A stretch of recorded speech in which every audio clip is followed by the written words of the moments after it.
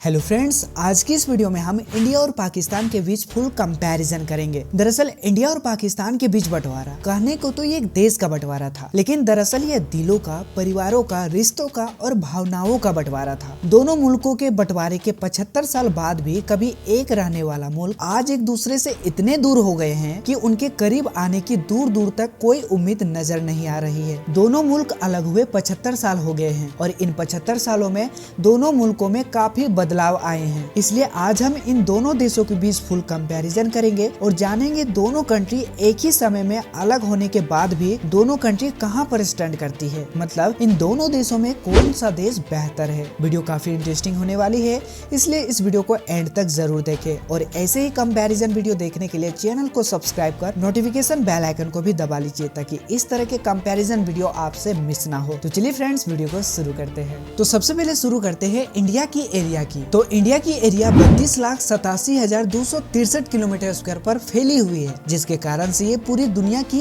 Area के मामले में 7वीं सबसे बड़ी कंट्री है। वहीं पाकिस्तान की एरिया 8,81,913 किलोमीटर स्क्वायर पर फैली हुई है, जो कि एरिया के मामले में पूरी दुनिया में 33वीं सबसे बड़ी कंट्री मानी जाती है। मतलब एरिया के मामले में इंडिया पाकिस्तान से 4 गुना बड़ी है। तो अब बात करें पॉपुलेशन की, तो एक रिपोर्ट के अनुसार भारत का पॉपुलेशन अभी 1.39 बिलियन है, जो कि पूरी दुनिया में चाइना के बाद दूसरी सबसे अधिक आबादी वाला देश है। जबकि पाकिस्तान का पॉपुलेशन 227 मिलियन है और पाकिस्तान जनसंख्या के मामले में पूरी दुनिया की 5वीं सबसे बड़ा देश है। तो अब बात करते हैं लिटरेसी रेट की, बट उससे पहले समझते हैं लिटरेसी क्या है। तो लिटरेसी का सीधा सा मतलब ये होता है कि कोई भी व्यक्ति किसी भी लैंग्वेज को अगर पढ़ सकता है, लिख सकता है, समझ सकता है, बोल सकता है, तो उसको हम लिटरेसी के अंदर काउंट करेंगे। अकॉर्डिंग टू NSO यानी नेशनल स्टैटिस्टिकल ऑफिस, इंडिया का लिटरेसी रेट 77.7% है, जिसमें पुरुषों का लिटरेसी रेट 84.7% है। वहीं महिलाओं का लिटरेसी रेट 70.3% है। और आपको बता दो, इंडिया अपने टोटल GDP का 6% एजुकेशन पर इन्वेस्ट करता है। वहीं पाकिस्तान का लिटरेसी रेट 62.3% है। और आपको जानकर हैरानी होगी कि ये पूरे साउथ या फिर ओवरऑल एशिया का सबसे कम लिटरेसी रेट है, जिसमें से महिलाओं का लिटरेसी रेट 51.7% है। मतलब आधी महिलाएं अभी भी पाकिस्तान में शिक्षित नहीं है। और आपको बता दो, पाकिस्तान अपने टोटल GDP का केवल 2.9% एजुकेशन पर इन्वेस्ट करता है, जो कि मेरे हिसाब से पाकिस्तान को और थोड़ी एजुकेशन पर इन्वेस्ट करनी चाहिए। आपका राय क्या है नीचे कमेंट बॉक्स में जरूर करें। और अब हम बात करेंगे GDP की। किसी भी देश का इकोनॉमी कितनी स्ट्रॉन्ग है, ये चीजें हमें GDP ही बताती है। अगर GDP बढ़ती है, इसका मतलब इनकम बढ़ रही है, और अगर इनकम बढ़ेगी तो जाहिर सी बात है परचेजिंग पावर भी बढ़ेगी, और जितने ज्यादा परचेजिंग पावर बढ़ेगी उतनी ही इकोनॉमी स्ट्रॉन्ग होगी। आपने कोरोना काल में जरूर सुना होगा कि किसी देश की GDP पूरी तरह से डाउन आ गई है, मतलब उस देश का इनकम पूरी तरह से डाउन पड़ गया है, और इनकम डाउन पड़ने से उसका परचेजिंग पावर भी घट जाएगी, और जैसे ही परचेजिंग पावर घटेगी उस देश का इकोनॉमी उतनी ही कमजोर होगी। इस समय इंडिया का GDP 3.1 ट्रिलियन $, है, जो कि पूरी दुनिया में GDP के मामले में 6 नंबर पर आती है। वहीं पाकिस्तान का GDP 299 बिलियन $, है, जो कि पूरी दुनिया में GDP के मामले में 46 नंबर पर आती है। यानी GDP के मामले में तो इंडिया और पाकिस्तान में जमीन आसमान का फर्क है। दुनिया का हर देश अपने देश में मौजूद प्रोडक्ट को दूसरे देशों में बेचते हैं, यानी एक्सपोर्ट करती है, जिससे उस देश को इनकम जनरेट होती है और उस देश का GDP में भी इजाफा होता है। इंडिया भी अपने प्रोडक्ट को दूसरे देशों में बेचते हैं, यानी एक्सपोर्ट करती है। और 2021 के अनुसार इंडिया का टोटल एक्सपोर्ट वैल्यू 546 बिलियन $, है। और आपको बता दो, इंडिया सबसे ज्यादा अपने प्रोडक्ट को एक्सपोर्ट करती है, वह है United state 16.8%, European union 14.6%, UAE 9.1%, China 5.3%, Hong Kong 3.6% और भी कई सारे देशों में एक्सपोर्ट करती है। वहीं पाकिस्तान का टोटल एक्सपोर्ट वैल्यू 25.63 बिलियन $, है, जिसमें पाकिस्तान अपने प्रोडक्ट को सबसे ज्यादा एक्सपोर्ट करती है। वह देश है United state 19.6%, China 8%, United kingdom 8%, Germany 5.9%, UAE 5.8% और भी कई सारे देशों में एक्सपोर्ट करती है। और अब बात करते हैं इंपोर्ट की।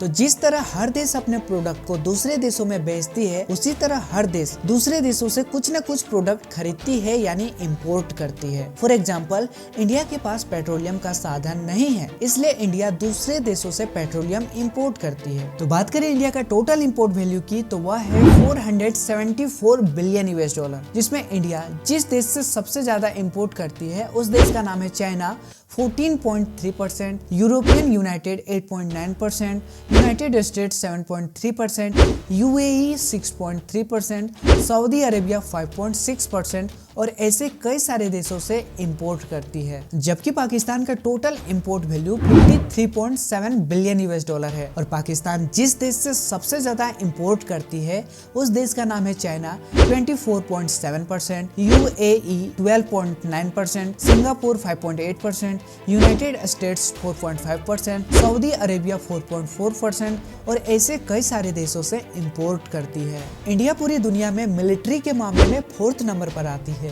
इसमें एक्टिव और रिजर्व पर्सनल मिलाकर 26 लाख पर्सनल है। इंडिया अपनी टोटल जीडीपी का 2.4% यानी 64 बिलियन US अपने डिफेंस बजट पर खर्च करती है। वहीं पाकिस्तान पूरी दुनिया में मिलिट्री के मामले में 9th नंबर पर आती है। इसमें एक्टिव और रिजर्व पर्सनल मिलाकर टोटल 12,47,000 पर्सनल है और पाकिस्तान अपनी टोटल जीडीपी का 4% यानी 10.4 बिलियन US डिफेंस बजट पर खर्च करती है। तो यहाँ पर आप क्लियरली देख सकते हैं कि इंडिया का डिफेंस बजट कहाँ 64 बिलियन US है, वहीं पाकिस्तान का डिफेंस बजट 10.4 बिलियन US है। यानी इंडिया का डिफेंस बजट पाकिस्तान के डिफेंस बजट से लगभग 6 गुना ज्यादा है। इसलिए तो इंडिया लेटेस्ट टेक्नोलॉजी से लेस नई नई इक्विपमेंट खरीद पाता है। और भाई जब इंडिया और पाकिस्तान को कंपेयर कर ही रहे हैं तो रेलवे को कैसे भूल सकते हैं। आपको बता दो इंडियन रेलवे पूरी दुनिया की 4थी सबसे बड़ी रेल नेटवर्क है। और भाई इतने बड़ी रेल नेटवर्क को संभालने के लिए